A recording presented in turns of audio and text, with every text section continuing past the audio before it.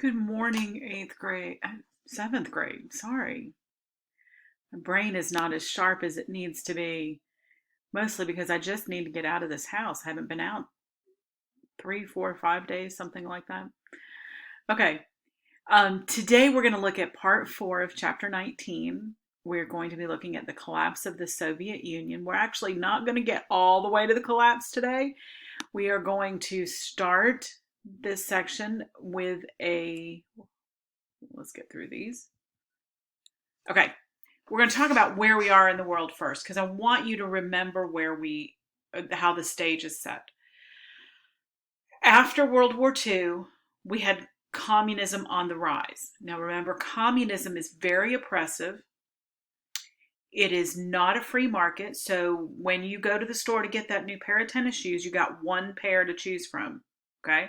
Not 15, 20, not 80, one.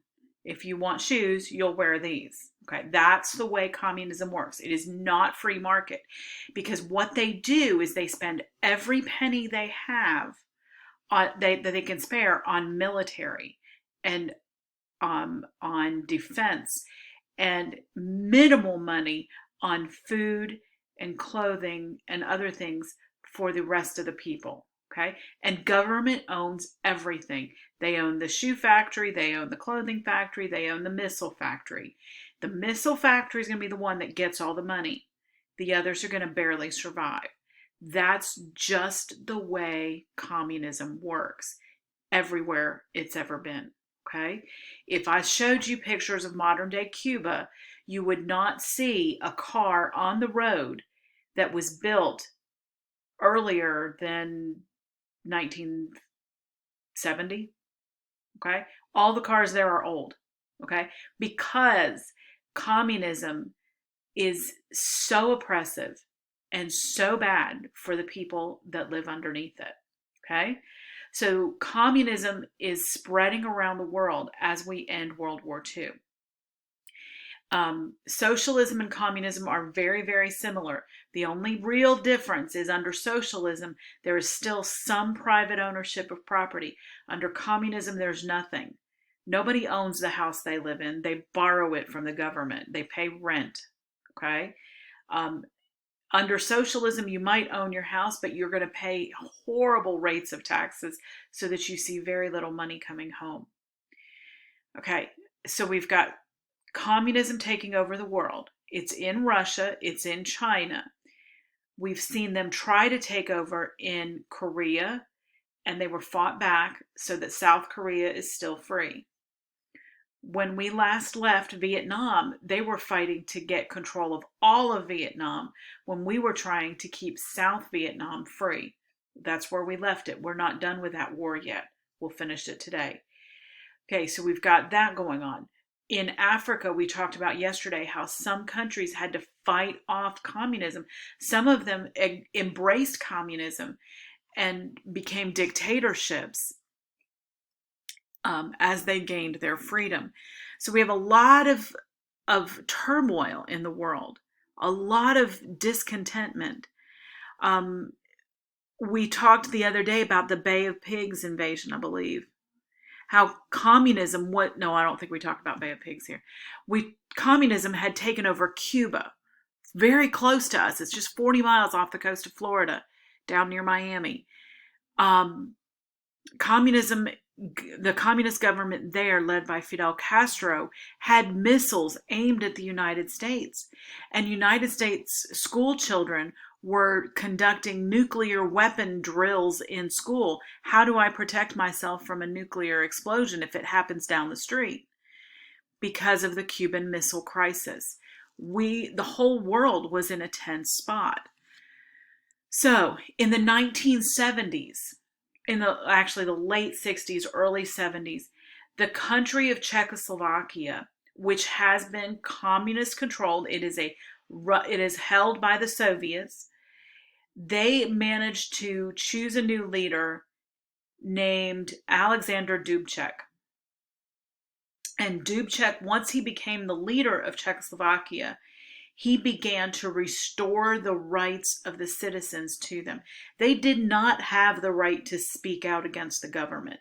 That's the way communism works. You don't have the right to say anything negative. So Czechoslovakia, the Dubček decided, no, I'm not going to do that. I'm not going to enforce that rule. People can speak out against their government.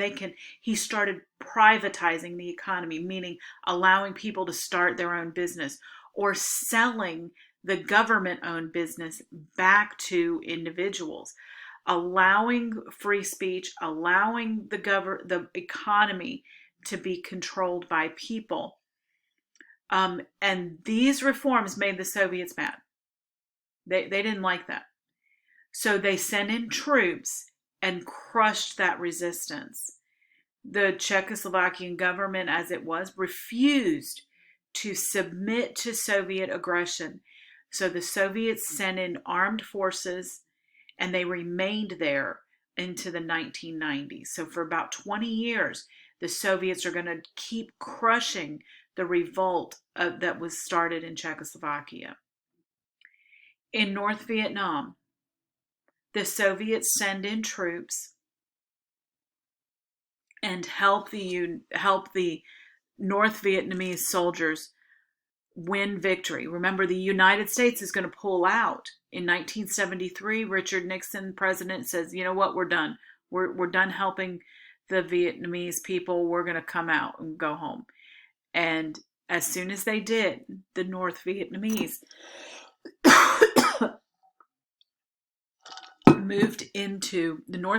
moved into South Vietnam and took the whole country back.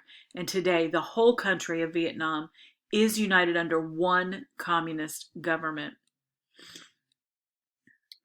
Okay, in the 1980s, again, continuing this tension in the whole world, the Soviets, needing the oil and more oil resources, invaded Afghanistan. They took control of the country there, hoping, as I said, to gain control of their oil reserves as well as other natural resources in Afghanistan. So the U.S. supports the Afghani people in helping them to hold on to their independence. And we actually remain in Afghanistan for about 9 or 10 years there, just helping the people retain their right to self-government. The Soviet forces will eventually give up in 1989 due to some other circumstances that are happening in the world that we're going to get into next. Okay, so what's going to change? Why is the world not led by communism today? And why do we not want it to go back? Even better question. All right, so we have a couple of strong leaders that come along in the early 1980s that are going to help bring the rest of the world out of communism.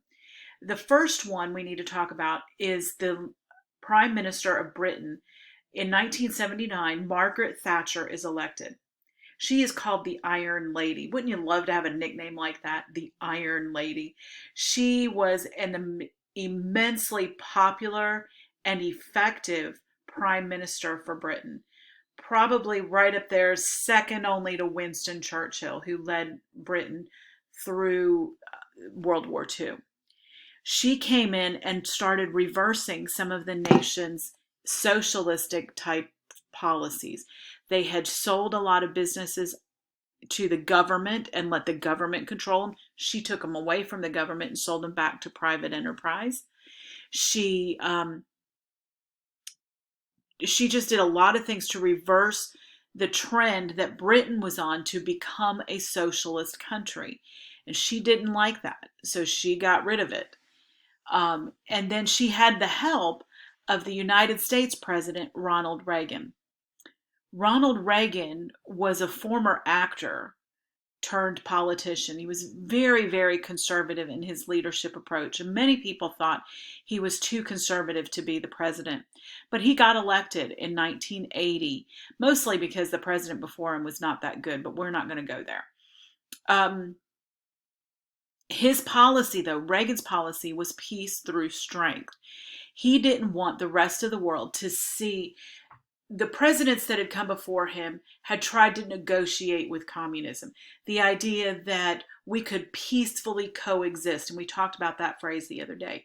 We can all just get along. Reagan didn't agree. He said communism is bad and we need it out of here. And he was willing to fight for that. So his idea was we can have peace with communism, but we're going to be the strong ones here.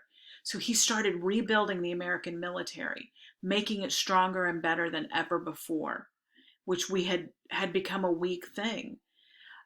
He proposed an idea called the Strategic Defense Initiative. And the people who didn't like it called it Star Wars because they thought it was fictional. But what he did was he put our defenses in space, satellites where we could see what was coming our way and we could defend ourselves against it. So the Strategic Defense Initiative was launched.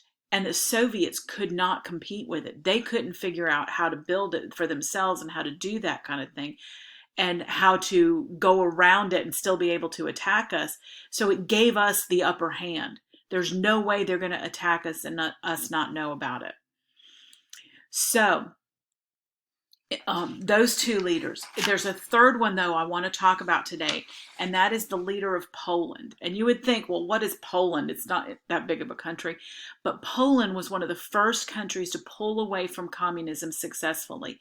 And they did so with this man, Lech Walesa. He led a movement called the Solidarity Movement. And the Solidarity Movement was a movement that started in a labor union because Lech Walesa was nobody big and famous. He was an electrician. He was just your normal guy. But he saw what he didn't like in his country and he ran for office. He worked in the labor union to get a position of power. He was the head of the Solidarity Movement. And then he took over the country. And he did so in the right kind of way. He didn't do it with force and with guns and ammunition and stuff like that. He worked towards Polish independence. And he brought independence to the people of Poland when nobody thought it could be done. And this is the start of a crumble of the power of the Soviets, of communism. And then we're going to see tomorrow how the rest of it is going to start crumbling as well. And eventually it's all going to disappear. And today, Russia's free and the Eastern Bloc countries are free. The only real stronghold we have left for communism today is in China. All right, so that does it for today. And I've gone through a lot of information. Watch it again if you need to. Take good notes. Use your notes on your quiz, okay? I'll see you tomorrow.